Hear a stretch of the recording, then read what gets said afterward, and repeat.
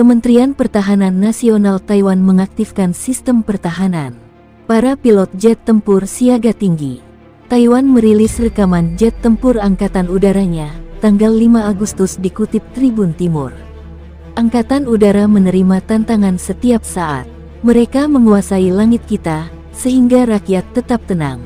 Mereka tidak mengenal rasa takut dan gigih untuk memastikan kemenangan. Demikian keterangan video terbaru Kementerian Pertahanan Nasional Taiwan. Konflik Taiwan dan China memanas pekan ini seiring kedatangan Ketua DPR Amerika Serikat Nancy Pelosi. Pelosi meninggalkan Taipei Rabu kemarin, namun sejumlah kapal perang Angkatan Laut Amerika Serikat masih tinggal di dekat perairan Taiwan.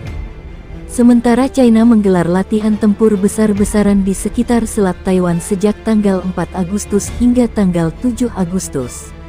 Angkatan bersenjata Taiwan siaga tinggi sejak pukul 13.56 saat rudal pertama militer China ditembakkan dalam latihan militer.